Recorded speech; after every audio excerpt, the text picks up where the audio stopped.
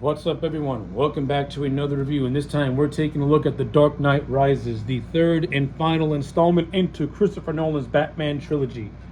Overall, I think this movie is a satisfying conclusion to Nolan's trilogy. It's the weakest movie when compared to the first two, but not for a lack of trying. Nolan did his absolute best to deliver a movie that pretty much concluded his Batman saga in the best way possible, flawed or not. This more or less is satisfying when you get to the end of it. Now, do I think this is a perfect conclusion? No. I would have done things much differently. But not for a lack of trying. Nolan did his absolute best to make a third movie worthy of his Dark Knight trilogy.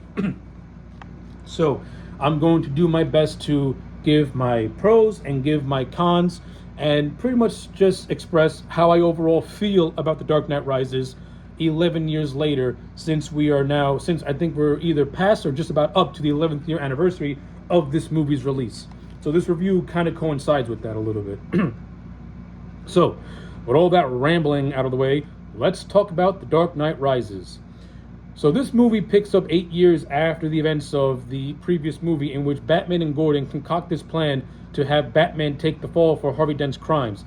And because of this, the city of Gotham has created this new legislation known as the Dent Act, in which it gives the Gotham City Police the autonomy to pretty much take down organized crime with little to no problems. And in that, and since that has now happened, Gotham has been relatively crime-free. Now, on the flip side, we have this new emerging threat who is out to fulfill a destiny that was started in the first movie. He's here to conclude it. Of course, this is the introduction of the character of Bane, who is here to fulfill Ra's al Ghul's destiny by using this device to pretty much create an atomic bomb to wipe out Gotham City and all its corruption and shit like that. While all the while, we have the inclusion of a cat burglar named Selina Kyle, who is trying to pretty much get a clean slate and pretty much erase her very sordid history. We find out that Selina Kyle is not working with Bane, but has a loose association with Bane. But her main rival is this businessman known as John Daggett, who is trying to absorb Bruce Wayne's company into his own, who is working with Bane and who's funding Bane's campaign as well. And also, you have this character known as Miranda Tate, who has a budding relationship with Bruce Wayne, who is trying to convince Bruce Wayne to turn on this free energy machine. However, Bruce Wayne does not want to turn on this energy machine because, in the wrong hands, this machine can be used for a lot of bad. So yeah, this movie has got a very convoluted plot, has got way too many things going on for it, and it's very easily to get lost in what's going on in this movie because so much stuff is being crammed down your throat in the first half hour. It's hard to digest all these characters and all these merging plot points because Nolan has the unenviable task of creating a story that justifies a third movie, while all the while he's also got to deal with the aftermath of the last movie, which is the overall skeleton of this movie, is pretty much the aftermath of what Harvey Dent did and what and the actions that he committed while as Two-Face. So yeah, a lot of stuff is being thrown at you. A lot of new characters are also being thrown at you. And where their placements are in the story when it begins is also being thrown at you. So it's very hard to juggle all these characters.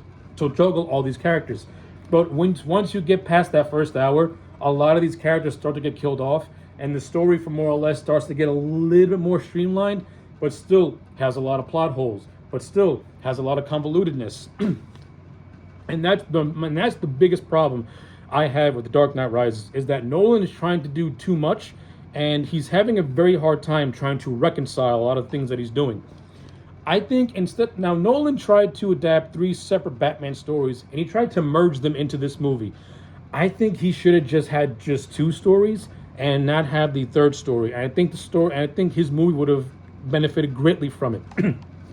Like, the overall skeleton of this movie adapts Frank Miller's Dark Knight Returns and the Nightfall story arc, which introduces Bane.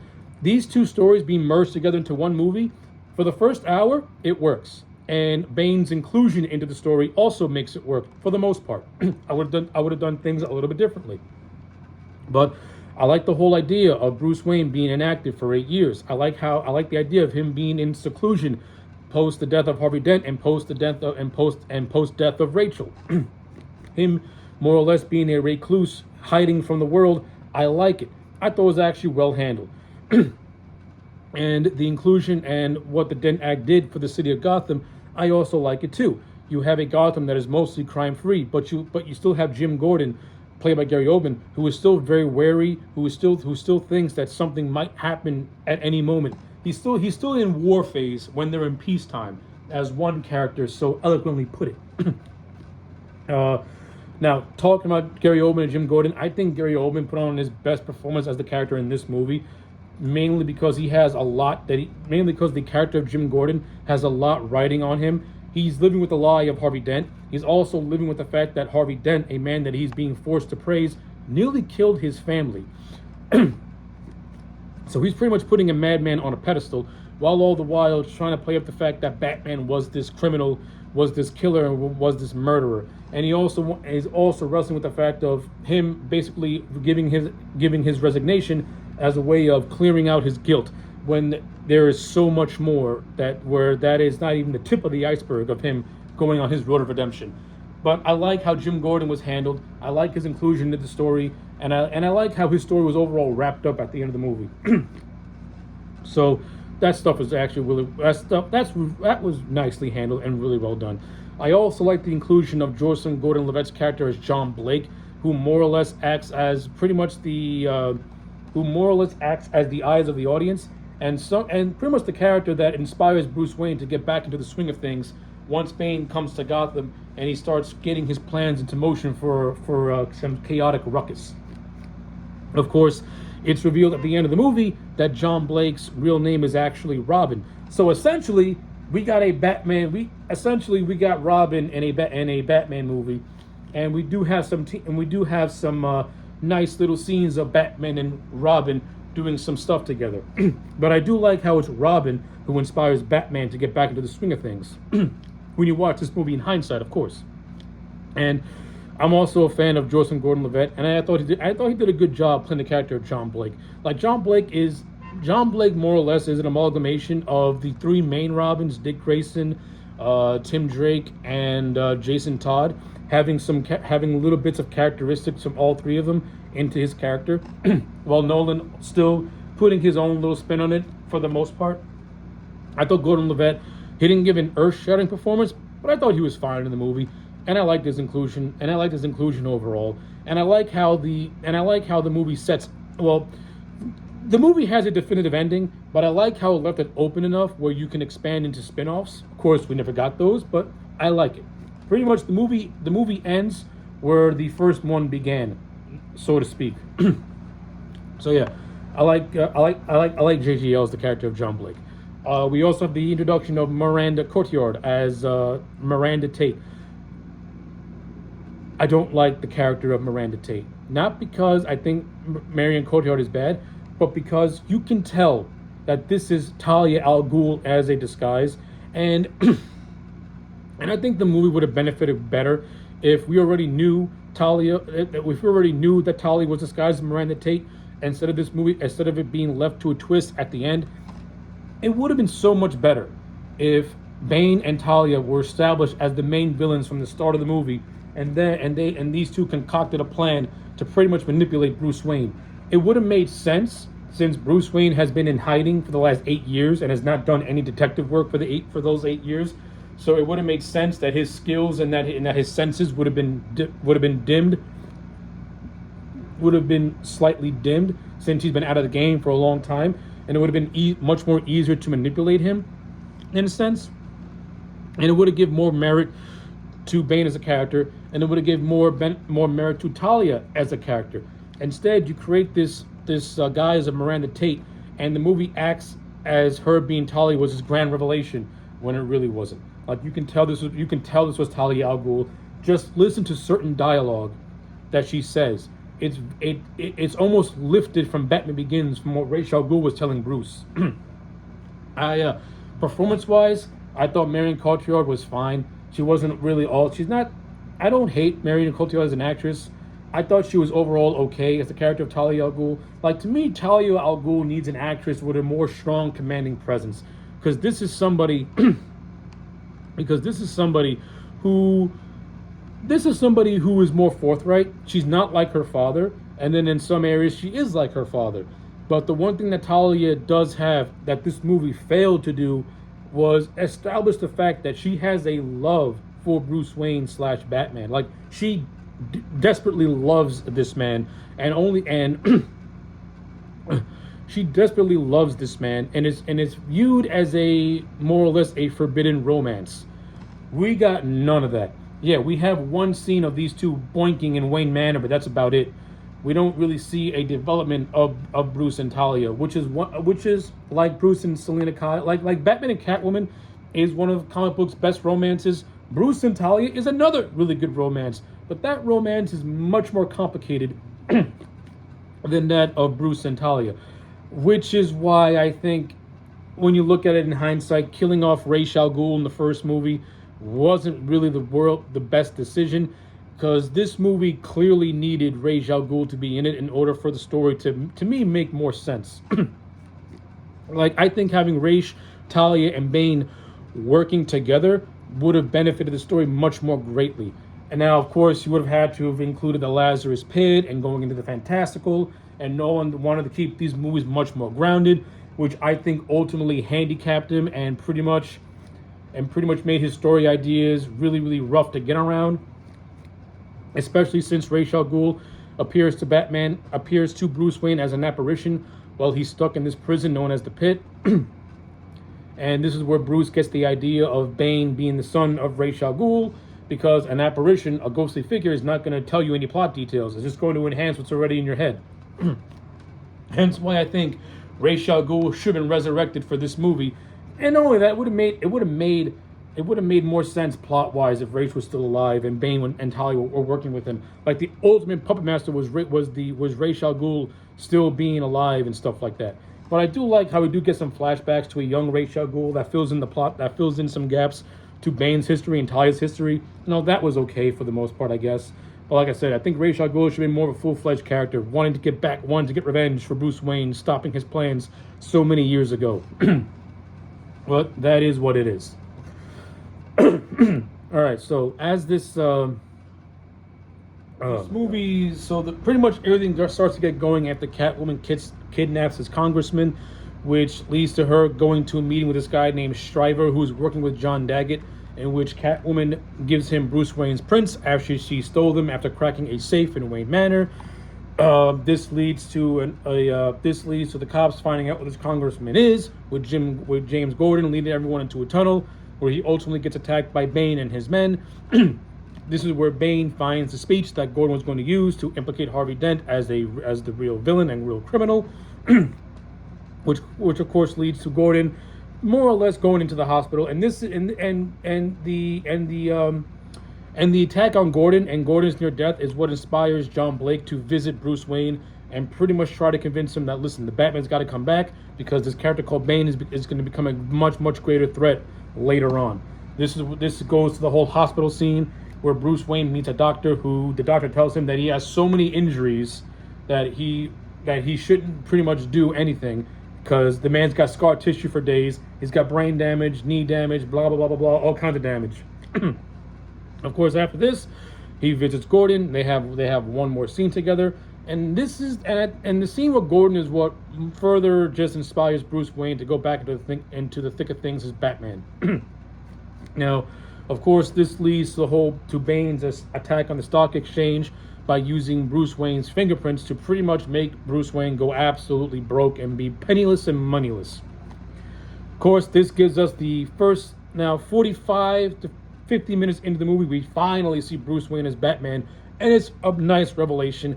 It's very inspired by The Dark Knight Returns. We get some of the dialogue from that comic book, which I thought was actually really, really cool and really a nice little nod to the fans. And the whole scene with Batman and the introduction of the Bat, of the Bat plane known as the Bat, given to him by Lucius Fox, is a nice inclusion to this movie as well.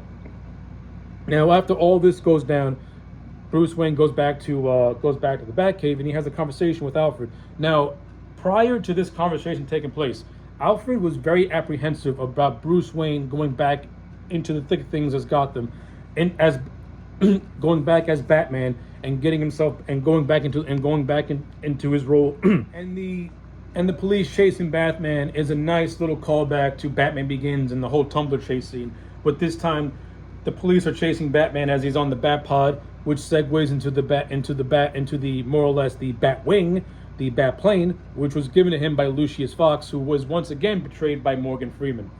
Now, of course, after this grand chase, Bruce makes his return to the Batcave, where he and Alfred have an exchange of words. Now, prior to Bruce Wayne going back into the thick of things as Batman, Alfred has been very apprehensive about this. Pretty much, more or less, Alfred is more or less saying that he never wanted Bruce to come back from his exile prior to the events of the first movie. He wanted Bruce to stay out of Gotham because he knew that there was nothing for Bruce in Gotham but tragedy and pain. And he just more or less wanted his surrogate son to live a life, to not have so much anger, to not have the hatred, to not have to put his body on the line for anything. He wanted Bruce Wayne to pretty much live a normal life without anything. Now, this scene gets paid off. Now, this dialogue, now Alfred's little character arc gets paid off in this scene, where he basically tells Bruce Wayne that Rachel was never going to be with him. Rachel did love Bruce, but Rachel wanted to be with Harvey Dent. She chose Harvey Dent.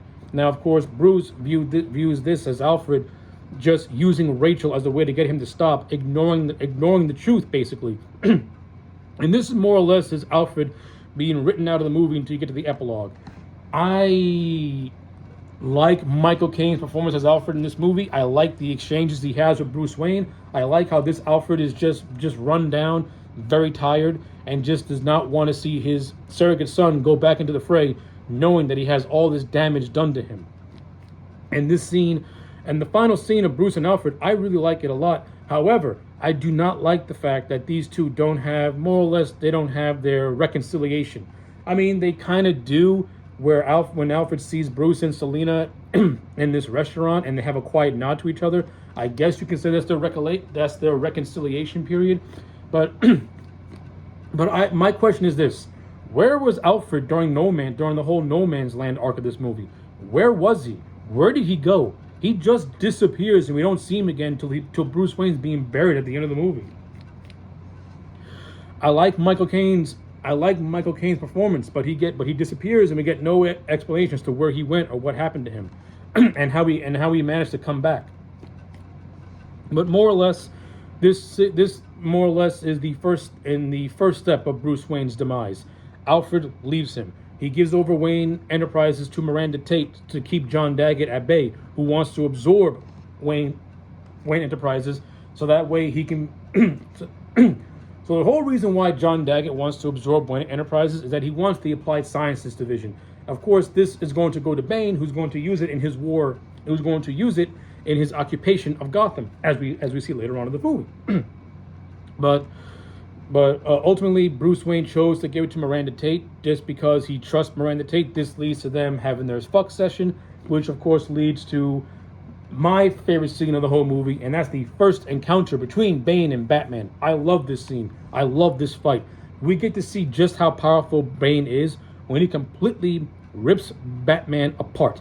Now, I like and I dislike this all at the same time. I like it because we get a nice display of Bane, and Tom Hardy really gets to sell Bane as a physical menacing threat. But I hate this is because prior to this scene, we had the scene in the hospital, we had the scene with the doctor, we had the scene of Batman being told that he has several different injuries.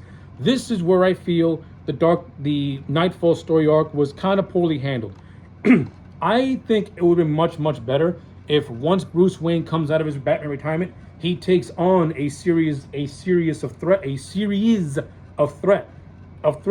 just like in the Nightfall story arc.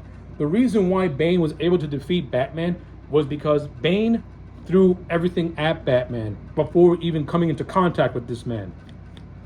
And when Bane struck Batman, he struck a Batman who was just physically weak and was just mentally exhausted. of all the threats that were thrown at him.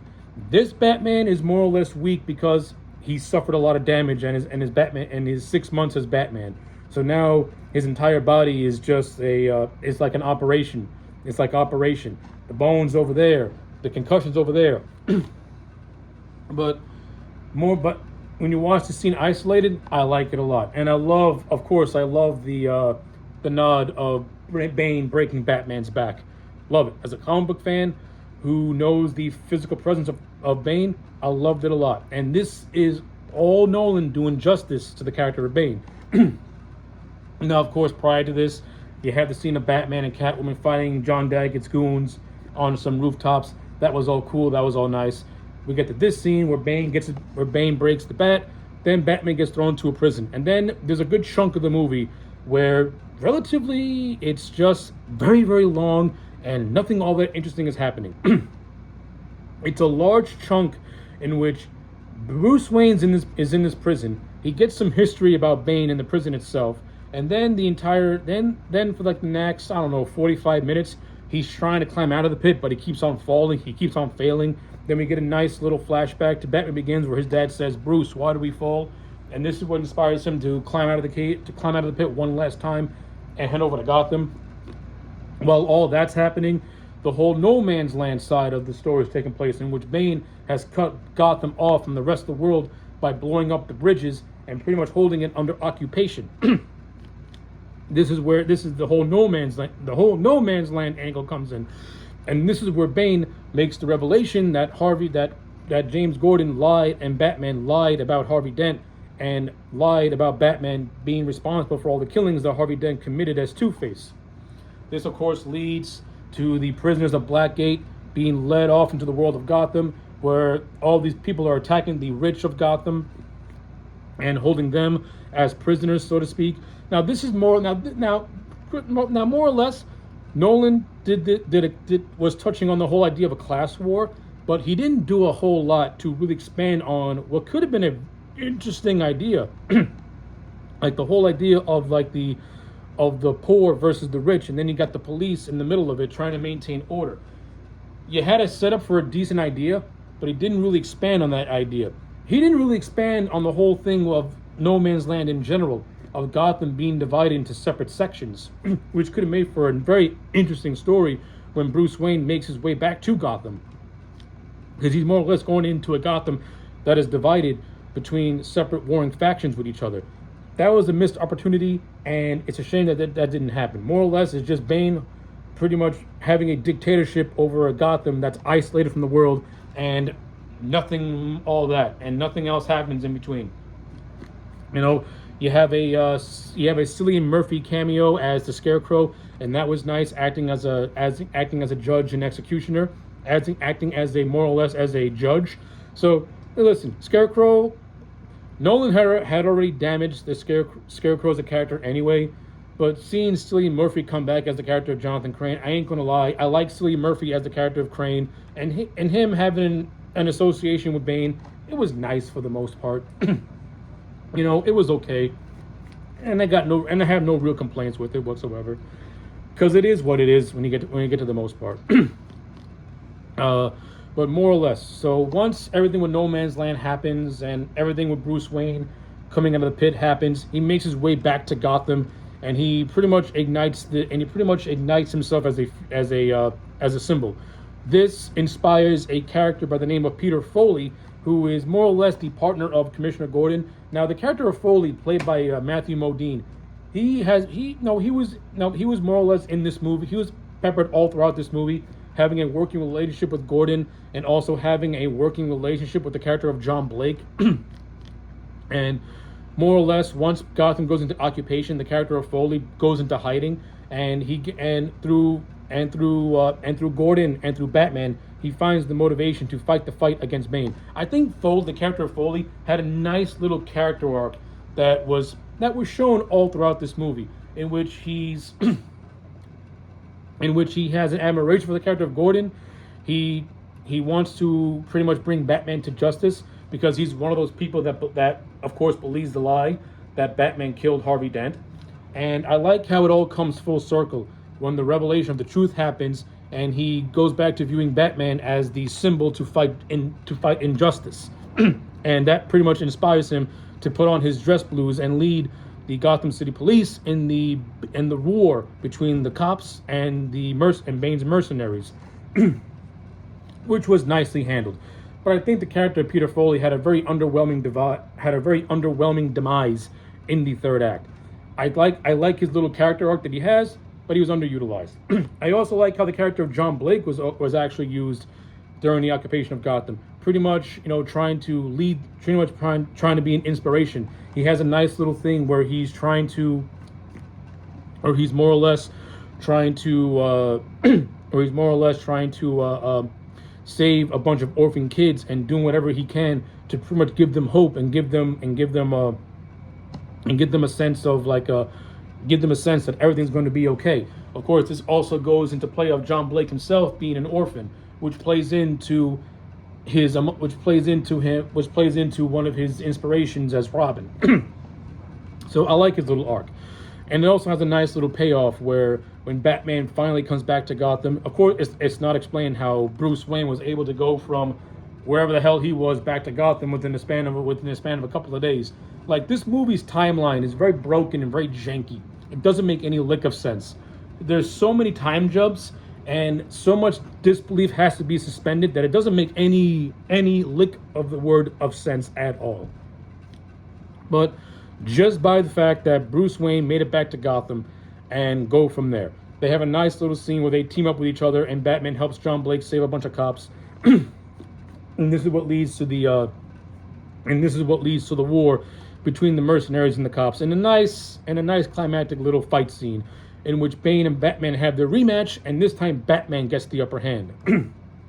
Now, of course, this leads to the whole revelation of Talia, and then Catwoman, who had the decision to either run away or help Batman and save Gotham. She chose to help Batman save Gotham. She uses the cannon to kill off Bane. Bane goes out like a punk bitch, and I'm left disappointed.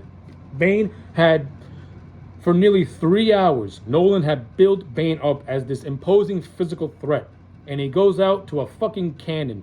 The rematch with Bane and Batman started off very promising, and then with the twist of Talia, you would have thought that we're going to get one more battle, but no. Catwoman comes in, kills Bane with a cannon, and he goes out like a punk bitch, and Talia goes out in a very underwhelming way where she more or less crashes a truck. Now, of course, since this nuclear bomb is just seconds from going off, Batman makes the judgment call to fly it over the Gotham Bay. Of course, before this, he reveals to Gordon that he is Bruce Wayne by reciting a line that Gordon said to him by pretty much recounting their first interaction together when Bruce was a kid to a young Gordon who was just a regular police officer. Batman flies the bomb over Gotham Bay. It explodes. Gotham's safe. It slowly starts to get rebuilt. We get to the epilogue where John Blake's real name is revealed to be Robin. We also have this scene of a statue of Batman being erected in Gotham Town Hall. We also have a scene of Blake and Gordon where Blake gives his police resignation, and Gordon more or less, doesn't want Blake to go, but kind of sort of respects his decision. Of course, this is what leads to John Blake finding the Batcave and more or less the setup to him picking up the legacy and mantle of the Batman, or a hero or a savior of Gotham. And we also get the final scene of Alfred seeing Bruce and Selina Kyle while having a drink in Europe. So, whoa. Yes, The Dark Knight Rises is a lot to unpack and a lot to unload. Overall, I thought Nolan did a decent job at concluding his trilogy. This is not a perfect movie whatsoever, because I would have done things so much differently. The main thing is that I would have not have built up Bane for as long as Nolan did, just to have him go out like a punk bitch.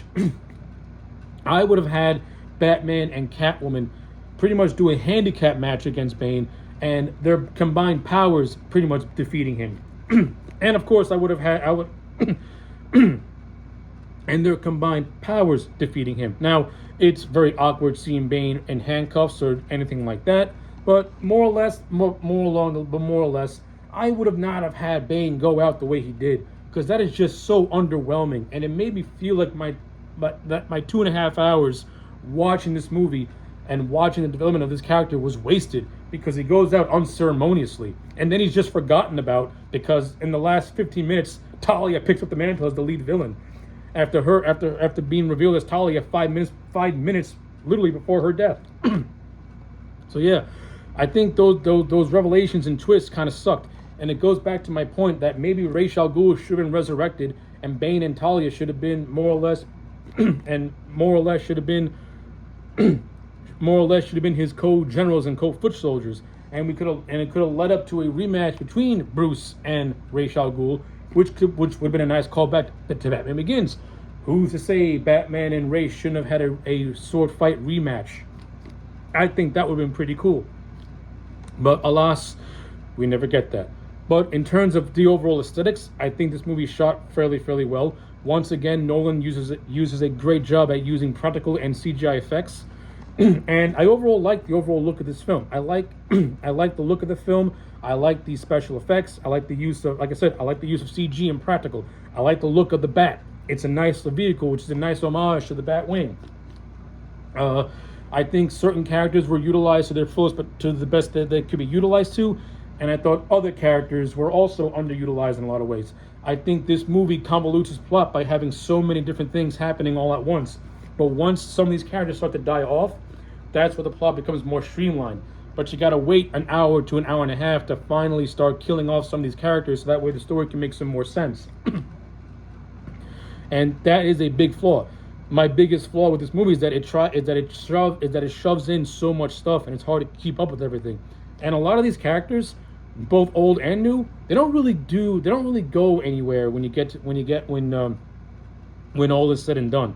They were just there to move the plot along, and that's basically it. Like The Dark Knight Rises, yeah, it is a satisfactory conclusion to the Nolan trilogy, but I can understand of how people felt it was also a letdown at the same time as well. To me, I wasn't really let down by it. I was satisfied with it for the most part, but when you watch it back, there are so many different things you could have done, and I think it would have made the movie much better for it. Which is why I'm overall going to give The Dark Knight Rises a solid 6.5 out of 10. I think this is the weakest installment into the trilogy. It's not a bad movie, but it's a movie that has so much potential to be so much better. But ultimately, to me, it loses out because it tries to do so much, and it just handles certain aspects in a very janky way. So yeah, 6.5 out of 10 for The Dark Knight Rises. Let me know your thoughts in the comment sections down below. Like the video and subscribe, and I'll check you back next time for more.